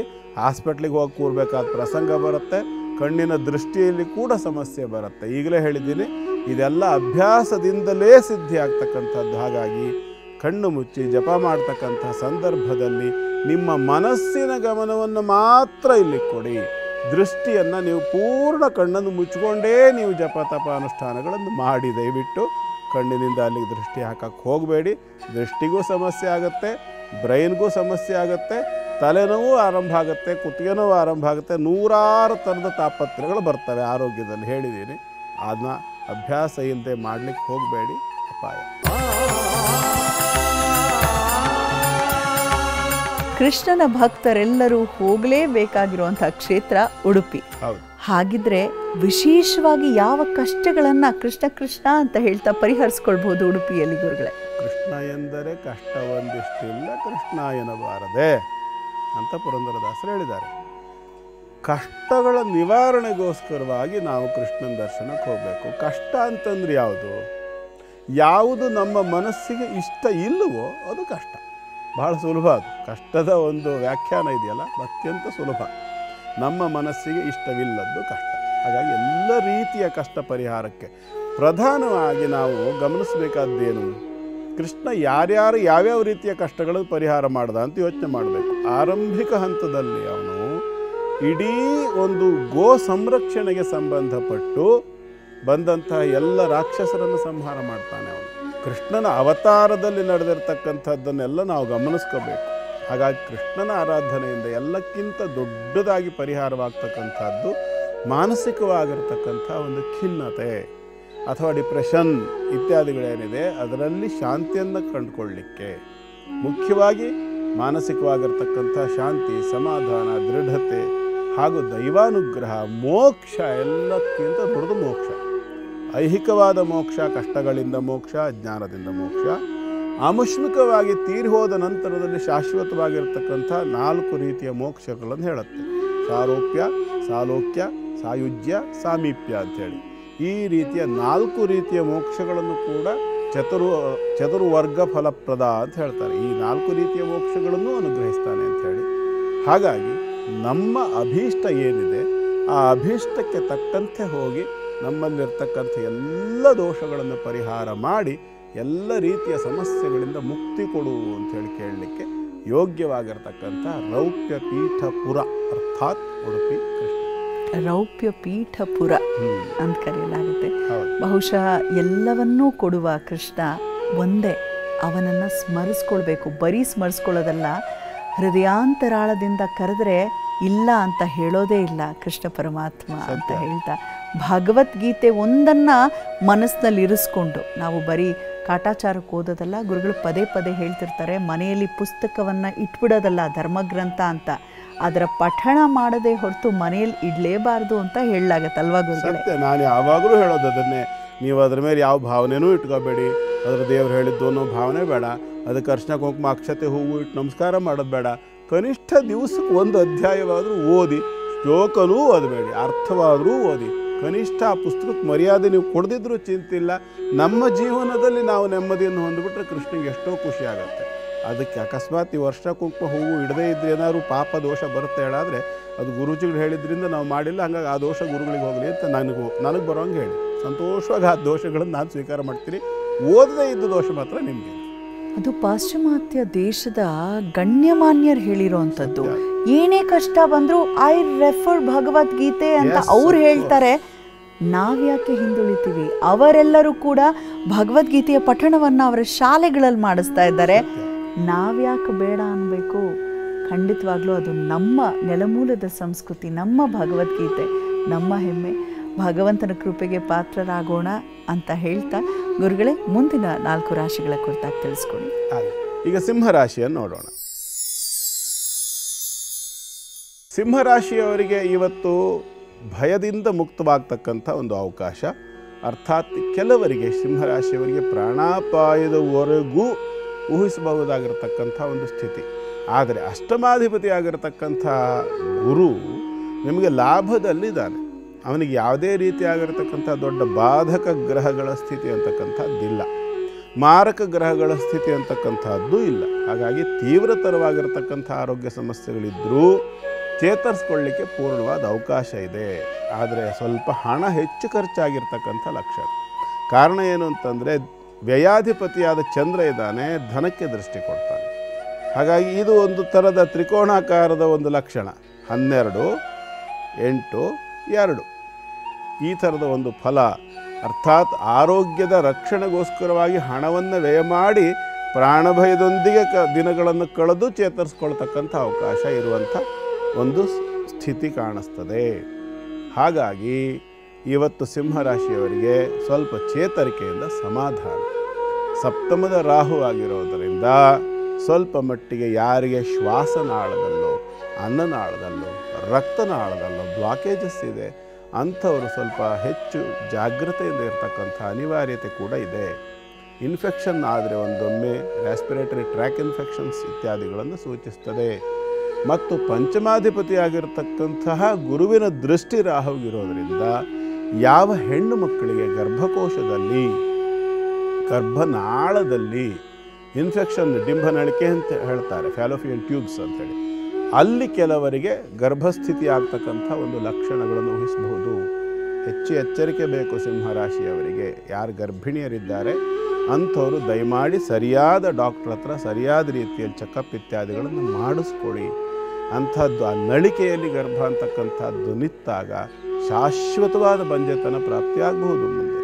ಹಾಗಾಗಿ ತುಂಬ ಎಚ್ಚರಿಕೆ ಬೇಕು. ಅದಕ್ಕೆ ಸರಿಯಾಗಿರ್ತಕ್ಕಂಥ ರೀತಿಯಲ್ಲಿ ಡಾಕ್ಟ್ರ್ ಹತ್ರ ಚಿಕಿತ್ಸೆ ಇತ್ಯಾದಿಗಳನ್ನು ಸ್ಟಾರ್ಟಿಂಗಲ್ಲೇ ತಗೊಂಡ್ರೆ ಮುಂದೆ ಆಗ್ತಕ್ಕಂಥ ಅನೇಕ ಅಪಾಯಗಳಿಂದ ನೀವು ಬಚಾವಾಗ್ಬೋದು. ಪ್ರಯತ್ನ ಮಾಡಿ. ಇದರ ಜೊತೆಯಲ್ಲಿ ಸಂರಕ್ಷಕ, ಗರ್ಭ ಸಂರಕ್ಷಕ ಯಾರು ಅಂತ ಕೇಳಿದ್ರೆ 2ನೇ ರಾಶಿಯಲ್ಲಿರ್ತಕ್ಕಂಥ ಮಂಗಳ ಸಂಬಂಧಿತವಾಗಿ ಮತ್ತು 7ನೇ ರಾಶಿಯಲ್ಲಿರ್ತಕ್ಕಂಥ ರಾಹು ಸಂಬಂಧಿತವಾಗಿ ಸುಬ್ರಹ್ಮಣ್ಯ. ಹಾಗಾಗಿ ಸುಬ್ರಹ್ಮಣ್ಯನ ಆರಾಧನೆಯನ್ನು ಮಾಡಿಕೊಂಡಷ್ಟು ಶುಭ. ಮುಂದಿಂದು ಕನ್ಯಾ ರಾಶಿ. ಕನ್ಯಾ ರಾಶಿಯವರಿಗೆ ಇವತ್ತು ಸ್ವಲ್ಪ ಬೇಸರ. ಯಾಕೆ ಅಂತಂದರೆ ಈ ಲಾಭಾಧಿಪತಿಯ ಸ್ಥಿತಿಯೇ ಶುಭವಾಗಿಲ್ಲ.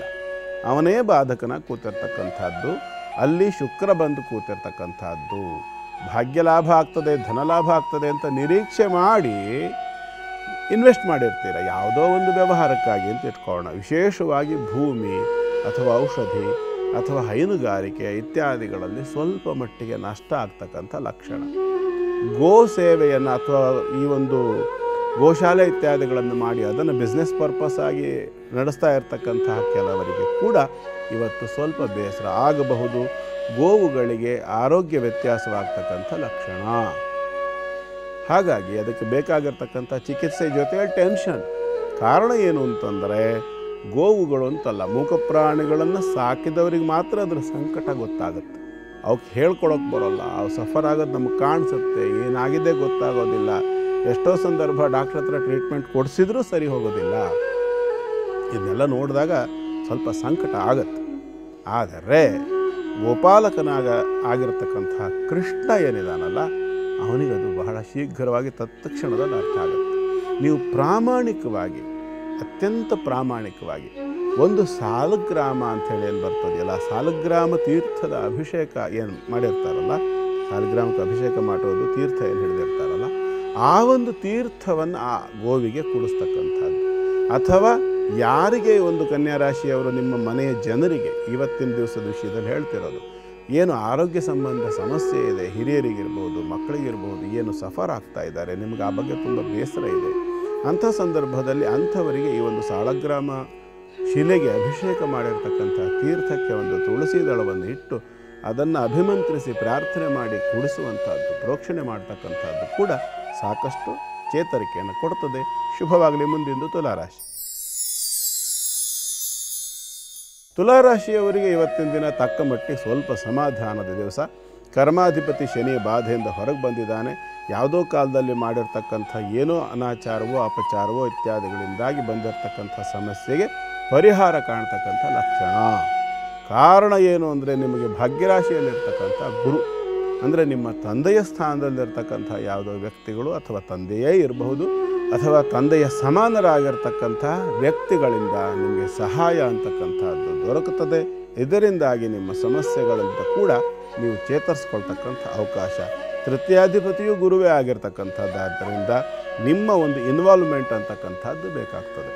ಯಾವಾಗ ತೃತೀಯಾಧಿಪತಿಯಾಗಿ ಭಾಗ್ಯದಿಂದ ತೃತೀಯಕ್ಕೂ ದೃಷ್ಟಿ ಕೊಡ್ತಾನಲ್ವ, ಅವನು ಪಂಚಮಕ್ಕೂ ದೃಷ್ಟಿ ಕೊಡ್ತಾನೆ. ಹಾಗಾಗಿ ಸ್ವಲ್ಪ ಹೆಚ್ಚು ಎಚ್ಚರಿಕೆಯಿಂದ ಮುತುವರ್ಜಿಯಿಂದ ಸ್ವಲ್ಪ ಕಾನ್ಸಂಟ್ರೇಷನ್ ಇಟ್ಕೊಳ್ಳೆ, ಆದ್ರಾಯ್ತು ಹೋದ್ರಾಯ್ತು ಬಿಡು ಅನ್ನುವಂಥ ಈ ಒಂದು ತಾತ್ಸಾರದ ಮನೋಭಾವವನ್ನು ಬಿಡಬೇಕು.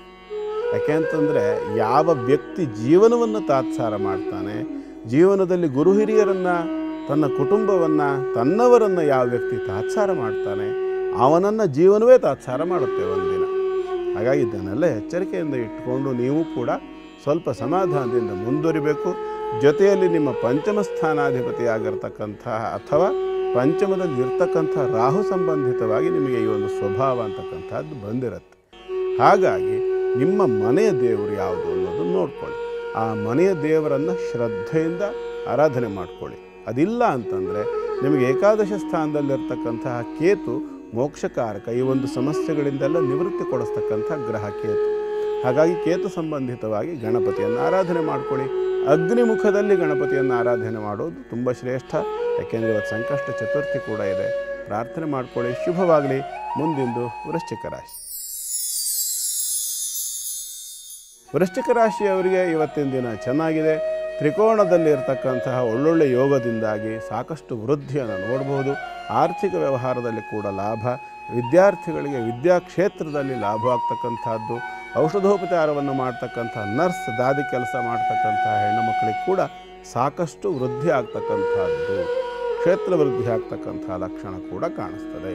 ಪಂಚಮ ಅಂತಂದರೆ ಪುಣ್ಯಸ್ಥಾನ ಅಂತ ಹೇಳ್ತಾರೆ, ಪೂರ್ವ ಪುಣ್ಯಸ್ಥಾನ ಹೇಳಿ.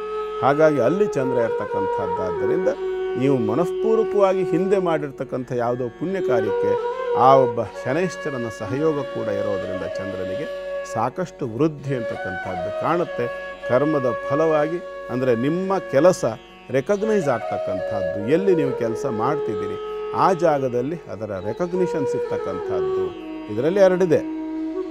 ರೆಕಗ್ನಿಷನ್ ಸಿಕ್ತು ಅಂತಂದರೆ ಯಾವುದೋ ಒಂದು ಕಾಲದಲ್ಲಿ ಮಾಡಿರುವಂಥ ಒಂದು ಮಿಸ್ಟೇಕ್ ಕೂಡ ನಿಮ್ಮದು ರೆಕಗ್ನೈಸ್ ಆಗುತ್ತೆ. ಇದು ಬಹಳ ಎಚ್ಚರಿಕೆಯಿಂದ ಇರಬೇಕಾದ ವಿಚಾರ.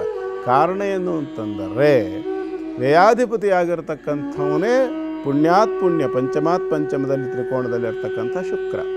ಹಾಗಾಗಿ ಎರಡೂ ಥರದ ಒಂದು ಲಕ್ಷಣ ಉಂಟು. ನೀವು ಸತ್ಕರ್ಮವನ್ನು ಮಾಡಿದಾಗ ಅದರ ಫಲವಾಗಿ ನಿಮಗೆ ರೆಕಗ್ನಿಷನ್ ಸಿಕ್ಕಿ ಶಭಾಶೀರಿ ಸಿಕ್ಕಿದ್ರೆ, ನೀವು ಮಾಡಿರ್ತಕ್ಕಂಥ ದುಷ್ಕರ್ಮಕ್ಕೆ ಕೂಡ ಶಿಕ್ಷೆ ಆಗ್ತಕ್ಕಂಥ ಲಕ್ಷಣ ಕೂಡ ಇದೆ. ಇವೆರಡೂ ಕೂಡ ಇರೋದರಿಂದ ಅವಶ್ಯಮನು ಭೋಕ್ತವ್ಯಂ ಕೃತಂಕರ್ಮ ಶುಭಾಶುಭಂ. ಚಿಂತೆ ಮಾಡೋಕ್ಕೆ ಹೋಗಬೇಡಿ. ಪಂಚಮಾಧಿಪತ್ಯಕ್ಕೆ ಅಥವಾ ಪಂಚಮ ಸ್ಥಿತಿಗೆ ಸಂಬಂಧಪಟ್ಟಿರ್ತಕ್ಕಂಥದ್ದು ಇವತ್ತು ಆಂಜನೇಯನ ಆರಾಧನೆ ಮಾಡಿಕೊಳ್ಳಿ. ಗುರುಗಳೇ, ನಿಮ್ಮ ಪ್ರಶ್ನೆಗೆ ನಮ್ಮ ಉತ್ತರ ವಿಭಾಗದಲ್ಲಿ ಇವತ್ತು ಪ್ರಶ್ನೆ ಕಳಿಸಿರೋರು ನಯನ. ಹೆಸರು ತುಂಬಾ ಚೆನ್ನಾಗಿದೆ. ಹುಟ್ಟಿರುವಂತಹ ದಿನಾಂಕ 30/7/1996, ಸಮಯ 8:13 PM ಅಂತ ಹೇಳ್ತಿದ್ದಾರೆ. ಗುರುಜಿ ನಮಸ್ತೆ. ಗುರುಜಿ, ನನ್ನ ಪ್ರಶ್ನೆ ನನ್ನ ಆರೋಗ್ಯಕ್ಕೆ ಸಂಬಂಧಪಟ್ಟಿರುವಂಥದ್ದು. ಗುರುಜಿ, ಎಲ್ಲಾ ಚೆಕಪ್ ಮಾಡಿಸಿದ್ದೀನಿ, ಎಲ್ಲವೂ ನಾರ್ಮಲ್ ಅಂತಾನೆ ಬರುತ್ತೆ, ಆದರೆ ಯಾಕೋ ಆಗಾಗ ಎದೆ ನೋವು ಕಾಣಿಸ್ಕೊಳ್ಳುತ್ತೆ. ಗುರುಜಿ, ಏನಿದಕ್ಕೆ ಪರಿಹಾರ? ಮುಂದಿನ ದಿನಗಳಲ್ಲಿ ನನ್ನ ಆರೋಗ್ಯ ಸಮಸ್ಯೆ ಹೇಗಿರುತ್ತೆ ಅಂತ ಕೇಳ್ತಾರೆ. ಅಂದರೆ ಸುಧಾರಿಸ್ಬೋದಾ ಅಥವಾ ಇನ್ನೂ ಉಲ್ಬಣ ಆಗಬಹುದಾ ಅಂತ ಕೇಳ್ತಿದ್ದಾರೆ. ಈ ಒಂದು ಡೇಟ್ ಆಫ್ ಬರ್ತ್ ಟೈಮ್ ಪ್ರಕಾರ ಬಂದಿರತಕ್ಕಂಥದ್ದು ಏನಪ್ಪ ಅಂತಂದರೆ ಶ್ರವಣ ನಕ್ಷತ್ರ, ಮಕರ ರಾಶಿ ಮತ್ತು ಕುಂಭ ಲಗ್ನ. ಲಗ್ನಾತ್ ಅಷ್ಟಮ ಭಾವ ಸ್ಥಿತಿಯಲ್ಲಿರ್ತಕ್ಕಂಥವನು ರಾಹು ಮತ್ತು ಬೃಹಸ್ಪತಿ. ಈ ಒಂದು ಗ್ರಹ ಸ್ಥಿತಿ ಏನಿದೆಯಲ್ಲ ಜಾತಕದಲ್ಲಿ, ಈ ಜಾತಕದ ಪ್ರಕಾರ ನಯನ ಅವರಿಗೆ ರಾಹುದಶೆಯ ಅಂತ್ಯಕಾಲ ಬಂದಿದೆ ಈಗ. ಅಂದರೆ ಇದನ್ನು ದೊಡ್ಡ ಅಪಾಯಕಾರಿ ಕಾಲ ಅಂತ ಅರ್ಥ ಅಲ್ಲ, ದಶಾ ಅಂತ್ಯಕಾಲ. ಈ ದಶಾ ಅಂತ್ಯಕಾಲದಲ್ಲಿ ಗುರುದಶೆ ಆರಂಭವಾಗ್ತಕ್ಕಂಥ ಕಾಲದಲ್ಲಿ ಈ ಕಾಲಘಟ್ಟವನ್ನು ದಶಾಸಂಧಿ ಕಾಲ ಅಂತ ಹೇಳ್ತಾರೆ. ಇದು ಯಾವುದೋ ತೀವ್ರತರವಾಗಿರ್ತಕ್ಕಂಥ ಏನೋ ಅಪಾಯವನ್ನು ತಂದುಬಿಡುತ್ತೆ ಆರೋಗ್ಯಕ್ಕೆ ಅಂತ ಅರ್ಥ ಅಲ್ಲ. ಕ್ಲಿಯರ್ ಕಟ್ಟಾಗಿ ಹೇಳ್ತೀನಿ, ಸರಿಯಾಗಿ ತಿಳ್ಕೊಳ್ಳಿ. ನಿಮಗೆ ಎದೆನೋವು ಬರ್ತಾ ಇರೋದಕ್ಕೆ ಕಾರಣ ವಾತ ಪ್ರಕೃತಿಯ ವ್ಯತ್ಯಾಸವಾಗಿರ್ತಕ್ಕಂಥದ್ದು.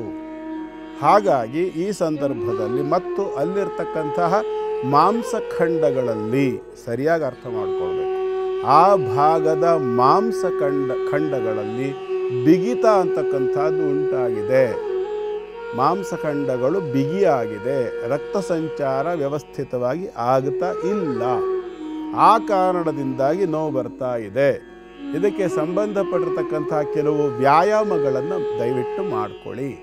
ನಮ್ಮ ಹಿಂದಿನ ಕಾಲದಲ್ಲಿ ಹೆಣ್ಮಕ್ಕಳ ಕೈಯಿಂದ ಅಥವಾ ಗಂಡಸರು ಕೂಡ ಕೆಲವು ಸಂದರ್ಭಗಳಲ್ಲಿ ಮೊಸರು ಕಡಿತಕ್ಕಂಥ ಒಂದು ಕೆಲಸವನ್ನು ಮಾಡೋರು. ಆವಾಗ ಎದೆ ಭಾಗ ಮತ್ತು ಕೈಗಳಿಗೆ ವಿಶೇಷವಾಗಿ ಒಂದು ವ್ಯಾಯಾಮ ಆಗುತ್ತಿತ್ತು. ಇದರಿಂದಾಗಿ ಸಾಕಷ್ಟು ಆ ಭಾಗದ ರಕ್ತ ಸಂಚಾರವು, ಮಾಂಸಖಂಡಗಳ ವ್ಯವಸ್ಥೆಯು ತುಂಬ ನೀಟಾಗಿ ಇರ್ತಿತ್ತು. ಇವತ್ತಿನ ಜೀವನ ಶೈಲಿ ಪೂರ್ತಿ ಏನಾಗಿದೆ, ನಾನೇನು ಹೇಳೋದು ಬೇಡ, ಎಲ್ರಿಗೂ ಗೊತ್ತು. ಜೊತೆಯಲ್ಲಿ ಯಾವ್ಯಾವುದೋ ಒಂದು ಭಂಗಿಯಲ್ಲಿ ಪೋಸ್ಟರ್ನಲ್ಲಿ ಮಲಗೋದು, ಕೂರೋದು ಇತ್ಯಾದಿಗಳೆಲ್ಲ ಮಾಡೋದು. ಈ ಮೊಬೈಲ್ ನೋಡೋದಕ್ಕೋಸ್ಕರವಾಗಿ ಈ ಕೈ ಊರ್ಕೊಂಡ್ಬಿಟ್ಟು ಮೊಣಕೈನಲ್ಲಿ ಹೀಗೆ ಕೂತ್ಕೊಂಡು ಮೊಬೈಲ್ ನೋಡೋದು, ಆಟ ಆಡೋದು. ಇಂಥ ಸಂದರ್ಭಗಳಲ್ಲಿ ಮೊಣಕೈಯನ್ನು ಗಟ್ಟಿಯಾಗಿ ಊರಿ ಆ ಭಾಗದಲ್ಲಿ ಒತ್ತಡ ಬಿದ್ದು ಮಾಂಸಖಂಡಗಳ ಬಿಗಿತದಿಂದ ಕೂಡ ಈ ಒಂದು ಸಮಸ್ಯೆ ನಿಮಗೆ ಬಂದಿದೆ ಅಂತ ಕಾಣಿಸುತ್ತೆ. ಹೆದರ್ಕೊಳ್ಳುವಂಥ ಪರಿಸ್ಥಿತಿ ಯಾವುದು ಜಾತಕದ ಪ್ರಕಾರ ಇಲ್ಲ. ಹಾಗಾಗಿ ನಿಮಗಷ್ಟು ಆತಂಕ ಇದೆ ಅಂತಂದರೆ ಸರಿಯಾದ ವೈದ್ಯರಲ್ಲಿ ಸರಿಯಾದ ಪರೀಕ್ಷೆ ಮಾಡಿಸಿ. ಆದರೆ ಗ್ರಹಗತಿ ಪ್ರಕಾರ ಅಂಥ ಯಾವುದೇ ಅಪಾಯಕಾರಿ ಸ್ಥಿತಿ ಇಲ್ಲ. ಆದರೆ 2026ನೇ ಇಸವಿಯಲ್ಲಿ ನಿಮಗೆ ರಾಹು ಬೃಹಸ್ಪತಿ ಸಂಧಿ ಕಂಟಕ ಅಂತಕ್ಕಂಥ ಒಂದು ಕಂಟಕ ಇದೆ. ಹಾಗಾಗಿ ನೀವೇನು ಮಾಡಿ, ಈ ವರ್ಷ 2025ನೇ ಇಸವಿಯ ನವೆಂಬರ್ ಕಳೆದ ನಂತರದಲ್ಲಿ 2026ರ ಫೆಬ್ರವರಿಯ ಒಳಗೆ ಒಂದು ರಾಹು ಬೃಹಸ್ಪತಿ ದಶಾ ಸಂಧಿ ಶಾಂತಿ ಹೋಮವನ್ನು ಆಚರಣೆ ಮಾಡಿಕೊಳ್ಳಿ. ಪ್ರಾಯಶ್ಚಿತ್ತಾದಿಗಳನ್ನು ಮಾಡಿಕೊಂಡು ಉದ್ದಿನಕಾಳು ಮತ್ತು ಕಡಲೆಕಾಳನ್ನು ತಂದು ಪೂಜೆ ಮಾಡಿ ಅದನ್ನು ದಾನ ಮಾಡ್ತಕ್ಕಂಥ ಒಂದು ವ್ಯವಸ್ಥೆಯನ್ನು ಮಾಡಿಕೊಳ್ಳಿ. ಜೊತೆಯಲ್ಲಿ ಒಂದು ಮೃತ್ಯುಂಜಯ ಹೋಮ ಎಲ್ಲ ಒಟ್ಟಾಗಿ ಸೇರಿ ಬರ್ತಕ್ಕಂಥ ಒಂದು ವಿಧಿ ಅದು. ದಶಾ ಸಂಧಿ ಕ್ರಮ, ಈ ಒಂದು ಕಾರ್ಯವನ್ನು ಸರಿಯಾದ ರೀತಿಯಲ್ಲಿ ಆಚರಣೆ ಮಾಡಿಕೊಳ್ಳಿ. ಅಪಾಯ ಏನೂ ಇಲ್ಲ ಜಾತಕದ ಪ್ರಕಾರ, ಚಿಂತೆ ಮಾಡಬೇಡಿ, ಒಳ್ಳೆಯದಾಗಲಿ. ನಯನ ಅವರೇ, ಧನ್ಯವಾದಗಳು ಕಾರ್ಯಕ್ರಮಕ್ಕೆ ಮೆಸೇಜನ್ನು ಕಳಿಸಿದ್ದಕ್ಕಾಗಿ. ಇನ್ನು ವೀಕ್ಷಕರೇ, ನಿಮಗೂ ಇಂತಹ ಪ್ರಶ್ನೆಗಳಿದ್ರೆ ಅಥವಾ ಸಾರ್ವತ್ರಿಕವಾಗಿ ಅನ್ವಯವಾಗುವಂಥ ಪ್ರಶ್ನೆ ಇದ್ದರೆ ಕೂಡ ಕೆಳಗಡೆ ಕಾಣಿಸ್ತಿರುವಂಥ ವಾಟ್ಸಪ್ ನಂಬರ್ಗೆ ಅಥವಾ ಇಮೇಲ್ ಐಡಿಗೆ ಅಥವಾ ಪತ್ರದ ಮುಖೇನ ನಮ್ಮ ವಿಳಾಸಕ್ಕೆ ಕಳಿಸಿಕೊಡಿ ಅಂತ ಹೇಳ್ತಾ, NKR TV ಕನ್ನಡ ಯೂಟ್ಯೂಬ್ ಚಾನಲ್ನಲ್ಲಿ ಸದಾ ನಮ್ಮ ಕಾರ್ಯಕ್ರಮ ಅಷ್ಟೇ ಅಲ್ಲ, NKR ವಾಹಿನಿಯಲ್ಲಿ ಮೂಡಿಬರೋ ಎಲ್ಲ ಕಾರ್ಯಕ್ರಮಗಳನ್ನು ನೀವು ಯಾವಾಗ ಬೇಕಾದರೂ ನೋಡ್ಬೋದು. ಸಬ್ಸ್ಕ್ರೈಬ್ ಆಗೋದನ್ನ ಮರಿಬೇಡಿ ಅಂತ ಹೇಳ್ತಾ, ಗುರುಗಳೇ, ಮುಂದಿನ 4 ರಾಶಿಗಳಿಗೆ ಹೇಗಿದೆ ಈ ದಿನ? ಧನುರಾಶಿಯನ್ನು ನೋಡೋಣ. ಧನುರಾಶಿಯವರಿಗೆ ಯತ್ನ ಕಾರ್ಯಗಳಲ್ಲಿ ಇವತ್ತು ಪ್ರಗತಿಯನ್ನು ಊಹಿಸಬಹುದು. ಯತ್ನ ಕಾರ್ಯಗಳಲ್ಲಿ ಪ್ರಗತಿ ಆಗ್ತದೆ, ಸಾಕಷ್ಟು ಅನುಕೂಲ ಕೂಡ ಆಗುವಂಥ ಲಕ್ಷಣ ಇದೆ. ಯಾರು ಧನುರಾಶಿಯವರು ಒಂದು ಸ್ಥಿರವಾಗಿರತಕ್ಕಂಥ ಆಸ್ತಿ ಮಾಡಬೇಕು ಅಂತ ಪ್ರಯತ್ನ ಮಾಡ್ತಾ ಇದ್ದೀರಿ ಅಂಥವರಿಗೆ ಕೂಡ ವೃದ್ಧಿ ಆಗ್ತಕ್ಕಂಥ ಲಕ್ಷಣ. ಹೊಸತಾಗಿ ಭೂಮಿಯ ಪ್ರಾಪ್ತಿಯೋಗ ಕೂಡ ಕೆಲವರಿಗೆ ಕಾಣಿಸ್ತಾ ಇದೆ. ಕಾರಣ ಏನು ಅಂತಂದರೆ, ಕೇಂದ್ರ ಭಾವದಲ್ಲಿರ್ತಕ್ಕಂಥ ಮಂಗಳನಿಗೆ ಆ ಒಂದು ಚಂದ್ರನ ಸಹಯೋಗ ಅಂತಕ್ಕಂಥದ್ದಿದೆ. ಚಂದ್ರ ಇರ್ತಕ್ಕಂಥದ್ದು ಇವತ್ತು ರೇವತಿ ನಕ್ಷತ್ರ ಅಂತ್ಯಸ್ಥಿತಿಯಲ್ಲಿರುವಂಥದ್ದಾದ್ದರಿಂದ ಸಾಕಷ್ಟು ವೃದ್ಧಿಯನ್ನು ಕೊಡ್ತಕ್ಕಂಥ ಲಕ್ಷಣ. ಷಟ್ಸಪ್ತಾಗ್ನಿ ದಶೈಕ ಶೋಭನ ಕರೋ ನಾರಿರ್ಬುಧಾರ್ಕವು ಪ್ರಿಯ. ಅವನಿಗೆ ಯಾರೂ ವೈರಿಗಳಿಲ್ಲ, ಬುಧಾರ್ಕರು ಪ್ರಿಯರು. ಅರ್ಥಾತ್ ಬುಧಾರ್ಕರು ಎಲ್ಲಿದ್ದಾರೆ? ಧನುರಾಶಿಯವರಿಗೆ ಭಾಗ್ಯದಲ್ಲಿದ್ದಾರೆ. ಹಾಗಾಗಿ ಅದೊಂದು ವೃದ್ಧಿ ಆಗ್ತಕ್ಕಂಥದ್ದು, ಸ್ಥಿರವಾಗಿರತಕ್ಕಂಥ ಭೂಮಿ ಇತ್ಯಾದಿಗಳು ಪ್ರಾಪ್ತಿ ಆಗ್ತಕ್ಕಂಥ ಅವಕಾಶ ಇದೆ. ಪ್ರಯತ್ನ ಮಾಡಿ, ಶುಭವಾಗಲಿ. ಭೂಪ್ರಾಪ್ತಿಗೋಸ್ಕರವಾಗಿ ಚತುರ್ಥಾಧಿಪತಿಯಾಗಿ ಗುರು ಅಂದರೆ ನಿಮ್ಮ ಮನೆಯ ದೇವರನ್ನು ಸೂಚಿಸ್ತಕ್ಕಂಥದ್ದು, ದೈವ ಬಲವನ್ನು ಸೂಚಿಸ್ತಕ್ಕಂಥದ್ದು. ಧನುವಿಗೆ ಸರಿಯಾಗಿ ಸಪ್ತಮ ರಾಶಿಯಲ್ಲಿದ್ದಾನೆ. ಹಾಗಾಗಿ ಆ ಒಂದು ಪ್ರಯತ್ನವನ್ನು ಮಾಡಿ, ಶುಭವಾಗಲಿ. ನಿಮ್ಮ ಗುರುವನ್ನು ಆರಾಧನೆ ಮಾಡ್ಕೊಳ್ಳಿ, ಅನುಗ್ರಹವನ್ನು ಪಡ್ಕೊಳ್ಳಿ. ಮುಂದೆಂದು ಮಕರ ರಾಶಿ. ಮಕರ ರಾಶಿಯವರಿಗೆ ಇವತ್ತಿನ ದಿನ ಚೆನ್ನಾಗಿದೆ. ಸಪ್ತಮಾಧಿಪತಿಯಾಗಿ ತೃತೀಯದಲ್ಲಿದ್ದಾನೆ. ಶುಭ ಫಲವನ್ನು ಕೊಡ್ತಕ್ಕಂತಹ ಚಂದ್ರ, ನಿಮ್ಮ ರಾಶ್ಯಾಧಿಪತಿಯು ಧನಾಧಿಪತಿಯೂ ಆಗಿರತಕ್ಕಂತಹ ಶನೈಶ್ಚರನೊಂದಿಗೆ ಇದ್ದಾನೆ. ಸಪ್ತಮಾಧಿಪತಿಯಾಗಿ ಉತ್ತಮವಾದಂಥ ಫಲ. ವಿವಾಹಾದಿ ಮಂಗಳ ಕಾರ್ಯಗಳಲ್ಲಿ ಮಾತ್ರ ಸ್ವಲ್ಪ ಹಿಂದೇಟು ಹಾಕ್ತಕ್ಕಂಥ ಲಕ್ಷಣ ಕಾಣಿಸುತ್ತೆ. ಭಾಗ್ಯದಲ್ಲಿರ್ತಕ್ಕಂತಹ ಮಂಗಳನ ದೃಷ್ಟಿ ಇರೋದರಿಂದ ಚಂದ್ರನಿಗೆ ಸಪ್ತಮ ಅಂತಕ್ಕಂಥದ್ದು ಸ್ವಲ್ಪ ಮಂದಗತಿಯ ಪ್ರಗತಿಯನ್ನು ಕಾಣಿಸ್ತದೆ. ಹಾಗಾಗಿ ಚಿಂತೆ ಮಾಡೋದೇನು ಬೇಡ, ಯಾಕೆಂದರೆ ಇವೆಲ್ಲ ತಾತ್ಕಾಲಿಕವಾಗಿರ್ತಕ್ಕಂಥ ಫಲ. ಚಂದ್ರನ ಒಂದು ಚಲನೆಯ ಪ್ರಕಾರ ಅದು ಮುಂದೆ ಹೋದ ನಂತರದಲ್ಲಿ ಚಂದ್ರನ ರಾಶಿ ಬದಲಾವಣೆ ಆದ ನಂತರ ಫಲಗಳು ಕೂಡ ಸ್ವಲ್ಪ ಮಟ್ಟಿಗೆ ಬದಲಾವಣೆ ಆಗುತ್ತೆ. ಶಾಶ್ವತವಾದಂಥ ರಿಸಲ್ಟ್ ಏನಾಗಿರೋದಿಲ್ಲ. ಆದರೂ ಸ್ವಲ್ಪ ಎಚ್ಚರಿಕೆ ಬೇಕು. ಯಾಕೆ ಅಂತಂದರೆ ಸಮಸ್ಯೆ ಬಂದರೆ ಈ ಗ್ರಹಗತಿ ಫಲಗಳು ಏನಾದರೂ ದಿನಕ್ಕೆ ಚೇಂಜ್ ಆದ್ರೂ ಇವತ್ತು ಮಾಡ್ಕೊಂಡು ಗಾಯ ನಾಳೆ ಹುಷಾರಾಗುತ್ತೆ ಹೇಳೋಕ್ಕಾಗಲ್ವಲ್ಲ. ತಾತ್ಕಾಲಿಕ ಫಲ ತಾನೇ ಅಂತ್ಕೊಂಡು ಬೆರಳು ಕುಯ್ಕೊಂಡ್ರೆ ಆ ಬೆರಳು ಗಾಯವಾಸಿ ಆಗೋದಕ್ಕೆ 15 ದಿವಸ ಬೇಕಾಗುತ್ತೆ. ಅದು ಶಾಶ್ವತ ಫಲ ಆಗ್ಬಿಡುತ್ತೆ. ಅವಾಗ ಅಲ್ಲಿವರೆಗೂ ತಾತ್ಕಾಲಿಕ ಆಗಲ್ತಿಲ್ವಲ್ಲ. ಹಾಗಾಗಿ 2ನೇ ರಾಶಿಯಲ್ಲಿ ರಾಹು ಇದ್ದಾನೆ, ಎಚ್ಚರಿಕೆ ಬೇಕು, ಗೊತ್ತಾಯ್ತಲ್ಲ. ಹಾಗಾಗಿ ಮಕರ ರಾಶಿಯವರು ಇವತ್ತು ಗೋಪೂಜೆಯನ್ನು ಮಾಡ್ಕೊಳ್ಳಿ, ಶುಭವಾಗಲಿ. ಮುಂದಿಂದು ಕುಂಭರಾಶಿ. ಕುಂಭರಾಶಿಯವರಿಗೆ ಇವತ್ತಿನ ದಿನ ಸ್ವಲ್ಪ ಬೇಸರ. ಕಾರಣ ಷಷ್ಠಾಧಿಪತಿಯಾಗಿ ಧನದಲ್ಲಿದ್ದಾನೆ. ದುಡ್ಡು ಕಾಸಿನ ವಿಷಯದಲ್ಲೂ ಬೇಸರ ಕಾಣಿಸುತ್ತೆ, ಆರೋಗ್ಯದ ವಿಷಯದಲ್ಲೂ ಬೇಸರ ಕಾಣಿಸುತ್ತೆ. ಔಷಧೋಪಚಾರವನ್ನು ಮಾಡಿದ್ದು ತಿಂದ ಆಹಾರ ಪೂರ್ತಿಯಾಗಿ ಜೀರ್ಣವಾಗದೇ ಇರತಕ್ಕಂಥದ್ದು ಅಥವಾ ಆಹಾರದ ವ್ಯತ್ಯಾಸದಿಂದ ಅಜೀರ್ಣ, ಮಲಬದ್ಧತೆ ಇತ್ಯಾದಿಗಳ ಸಮಸ್ಯೆ. ಕರುಳಿನಲ್ಲಿ ಹುಣ್ಣಿರ್ತಕ್ಕಂಥವರಿಗೆ, ಯಾರಿಗೆ ಆ್ಯಸಿಡಿಟಿ, ಅಲ್ಸರ್ ಇತ್ಯಾದಿಗಳು ತುಂಬ ಜಾಸ್ತಿ ಇದೆ, ಬಹಳ ದಿವಸದಿಂದ ಸಫರ್ ಆಗ್ತಿದ್ದಾರೆ, ಅವರಿಗೆ ಕತ್ರಿ ಪ್ರಯೋಗ ಅರ್ಥಾತ್ ಸರ್ಜರಿ, ಆಪರೇಷನ್ ಇತ್ಯಾದಿಗಳನ್ನು ಕೂಡ ಕುಂಭರಾಶಿಯವರಿಗೆ ಊಹಿಸಬಹುದಾಗಿರುತ್ತೆ. ಜನ್ಮ ರಾಶಿಯಲ್ಲಿರ್ತಕ್ಕಂಥ ರಾಹು ಅದನ್ನು ಸೂಚಿಸ್ತಾನೆ. ಹಾಗಾಗಿ ಅಂಥ ಅಗತ್ಯ ಇದ್ದ ಪಕ್ಷದಲ್ಲಿ ಮಾಡಿಸ್ಕೊಂಡು ಆರೋಗ್ಯದಲ್ಲಿ ಚೇತರಿಕೆಯನ್ನು ತಂದ್ಕೊಳ್ಳಿ. ಕಾರಣ ಏನು ಅಂತಂದರೆ ದೊಡ್ಡ ಮಟ್ಟದ ಸಮಸ್ಯೆಯಿಂದ ಮುಂದೆ ನರಳೋದನ್ನು ಈಗಲೇ ತಪ್ಪಿಸ್ಕೊಳ್ಬೋದು. ತಾತ್ಸಾರ ಮಾಡಬೇಡಿ. ಅಂತಹ ಸಂದರ್ಭ ಕಂಡಲ್ಲಿ ಯೋಗ್ಯವಾದ ಡಾಕ್ಟ್ರಲ್ಲಿ ತೋರಿಸಿ ಚಿಕಿತ್ಸೆ ಇತ್ಯಾದಿಗಳನ್ನು ತಗೊಳ್ಳಿ. ಅದರ ಜೊತೆಯಲ್ಲಿ ಮೃತ್ಯುಂಜಯನ ಆರಾಧನೆಯನ್ನು ಕೂಡ ಮಾಡಿಕೊಳ್ಳಿ. ಶುಭವಾಗಲಿ. ಕೊನೆಯದಾಗಿ ಮೀನರಾಶಿ. ಮೀನರಾಶಿಯವರಿಗೆ ಇವತ್ತು ಪಂಚಮಾಧಿಪತಿ ರಾಶಿಯಿಂದ ಹಗೂರ ಹೊರಗಡೆ ಹೊರಟಿದ್ದಾನೆ. ಅರ್ಥಾತ್ ಒಂದು ಇಷ್ಟ ಮಿತ್ರರು, ಬಂಧುಗಳು ಅಂತ ಯಾರು ಇರ್ತಾರೆ ಅಂಥವರು ಇವತ್ತು ತಮ್ಮ ಕೆಲಸಕ್ಕೆ ತಾವು ಹೊರಡ್ತಕ್ಕಂಥದ್ದು. ತೃತೀಯಾಧಿಪತಿ ಅಲ್ಲಿರ್ತಕ್ಕಂಥದ್ದು ಅನಿವಾರ್ಯವಾಗಿ ಹೊರಡಬೇಕಾದಂಥ ಲಕ್ಷಣ. ಹಾಗಾಗಿ ಸ್ವಲ್ಪ ಮಾನಸಿಕ ಬೇಸರವನ್ನು ಕೂಡ ಊಹಿಸ್ಬೋದಾಗಿರುತ್ತೆ. ಸ್ವಲ್ಪ ಬೇಜಾರು, ಯಾಕೋ ಇವತ್ತೊಂಥರ ಸಮಾಧಾನ ಇಲ್ಲ, ಏನೋ ಒಂಥರ ಕಿರಿಕಿರಿಯಪ್ಪ ಮನಸ್ಸಿಗೆ ಅನ್ನುವಂಥ ಒಂದು ಸ್ಥಿತಿ. ಬಿಟ್ಟರೆ ಧನಾಧಿಪತಿ ಚೆನ್ನಾಗಿದ್ದಾನೆ, ಅರ್ಥಾತ್ ಆದಾಯ ಚೆನ್ನಾಗಿದೆ. ಆದರೆ ನೋಡಿ ಮಜಾ ಹೇಗಿದೆ ಅಂತಂದರೆ ಕರ್ಮಾಧಿಪತಿಯ ದೃಷ್ಟಿ ವ್ಯಯಕ್ಕಿದೆ, ಅರ್ಥಾತ್ ಕೆಲಸಕ್ಕೆ ಇಂಟ್ರೆಸ್ಟ್ ಇಲ್ಲ. ಆದಾಯ ಚೆನ್ನಾಗಿದೆ, ಆದರೆ ಕೆಲಸ ಮಾಡೋಕ್ಕೆ ಆಸಕ್ತಿ ಇಲ್ಲ ಅಂತಕ್ಕಂಥ ಒಂದು ಸ್ಥಿತಿ ಕಾಣಿಸುತ್ತೆ. ಹಾಗಾಗಿ ಯೋಚನೆ ಮಾಡಿ, ಆದಾಯ ಬೇಕಲ್ವ ಜೀವನಕ್ಕೆ. ಹಾಗಾಗಿ ಆ ಸೋಮಾರಿತನವನ್ನು ಬಿಡಿ. 12ನೇ ರಾಶಿಯಲ್ಲಿರ್ತಕ್ಕಂಥ ರಾಹು ಮಹಾ ಸೋಮಾರಿತನ, ಒಂಥರ ಏಳಲಿಕ್ಕೆ ಉತ್ಸಾಹ ಇಲ್ಲ. ಇವತ್ತು ಬೆಳಗ್ಗೆ ಎದ್ದೇಳಬೇಕಿದ್ರೆ ಒಂಥರ ಕಿರಿಕಿರಿ, ಇವತ್ತೇನೋ ಒಂಥರ ಸಮಾಧಾನ ಇಲ್ಲ ಅನ್ನುವಂಥ ರೀತಿಯಲ್ಲಿ ಎದ್ದಿರ್ತೀರಿ. ಧೈರ್ಯವಾಗಿ ಒಂದು ಐಡಿಯಾ ಕೊಡ್ತೀನಿ ನಾನು, ಹಾಗೆ ಮಾಡಿ ಎದ್ದುಬಿಟ್ಟು ನಮ್ಮ ಈ ಧರ್ಮಜ್ಯೋತಿ ಕಾರ್ಯಕ್ರಮ ನೋಡಿ ಮುಗಿದ ನಂತರ ತತ್ಕ್ಷಣದಲ್ಲಿ ಒಂದು ಸ್ನಾನ ಮಾಡಿ ದೇವರ ಮುಂದೆ ಕೂತು, ಮನೆ ದೇವರಿಗೆ ಒಂದು ದೀಪ ಹಚ್ಚಿ ಕೂತ್ಕೊಂಡು ಕಣ್ಣು ಮುಚ್ಚಿ ಧ್ಯಾನ ಮಾಡಿ. ಯಾವ ದೇವರನ್ನು ಧ್ಯಾನ ಮಾಡಬೇಕು ಅಂದರೆ ಗಣಪತಿಯನ್ನು ಧ್ಯಾನ ಮಾಡಿ. ಇವತ್ತು ಸಂಕಷ್ಟಹಾರ ಚತುರ್ಥಿ ಅಲ್ವಾ, ಗಣಪತಿಯನ್ನು ಧ್ಯಾನ ಮಾಡಿ ಕಣ್ಣು ಮುಚ್ಚಿ ಅವನ ಆ ಒಂದು ಸುಂದರವಾದ ಮುಗ್ಧ ಬಾಲಕನ ರೀತಿಯಲ್ಲಿರ್ತಕ್ಕಂಥ ರೂಪವನ್ನು ಧ್ಯಾನ ಮಾಡಿಕೊಂಡು ಮುಂದುವರಿಯಿರಿ. ಎಲ್ಲ ಕೆಲಸ ಕಾರ್ಯಗಳು ಕೂಡ ಶುಭವಾಗಿ ಸಾಗುತ್ತೆ. ಒಳ್ಳೆಯದಾಗಲಿ ಎಲ್ಲರಿಗೂ. ಬಹಳ ಅದ್ಭುತವಾದಂಥ ಪ್ರತಿ ಕಾರ್ಯಕ್ರಮದಲ್ಲೂ ಕೂಡ ವಿಚಾರಗಳನ್ನು ಹೇಳ್ತಾನೆ ಇರ್ತೀರ ಗುರುಗಳೇ. ಇವತ್ತು ಉಡುಪಿಯ ಶ್ರೀಕೃಷ್ಣನ ಕುರಿತಾಗಿ ಸ್ಮರಣೆ ಮಾಡ್ತಾ ಅಲ್ಲಿಗೆ ಹೋಗಿ ಬಂದಂತಹ ಭಾವ ಮೂಡ್ತು. ಭಗವಂತ ನಮ್ಮೆಲ್ಲರ ಹೃದಯದಲ್ಲಿ ಸಚ್ಚಿಂತನೆಯನ್ನು ಹೆಚ್ಚು ಮಾಡಲಿ ಅಂತ ಹೇಳ್ತಾ ಧನ್ಯವಾದಗಳು ಗುರುಗಳೇ. ಸರ್ವೇ ಜನ ಸುಖಿನೋ ಭವಂತು, ಸಮಸ್ತ ಸನ್ಮಂಗಲಾನಿ ಭವಂತು. ಪರಮಾತ್ಮನ ಅನುಗ್ರಹದಿಂದ ಎಲ್ಲರೂ ಸುಖ, ಶಾಂತಿ, ನೆಮ್ಮದಿಯಿಂದ ಬಾಳುವಂತೆ ಆಗಲಿ ಅಂತ ಹೇಳಿ ಅವನನ್ನು ಪ್ರಾರ್ಥನೆ ಮಾಡ್ತೀನಿ. ನಮಸ್ಕಾರ ವೀಕ್ಷಕರೇ, ಹೊರಡೋ ಸಮಯ ಆಗ್ತದೆ. ಮತ್ತೆ ಸಿಗೋಣ ಮುಂದಿನ ಕಾರ್ಯಕ್ರಮದಲ್ಲಿ. ಹೋಗ್ಬರೋದಾ? ನಮಸ್ಕಾರ.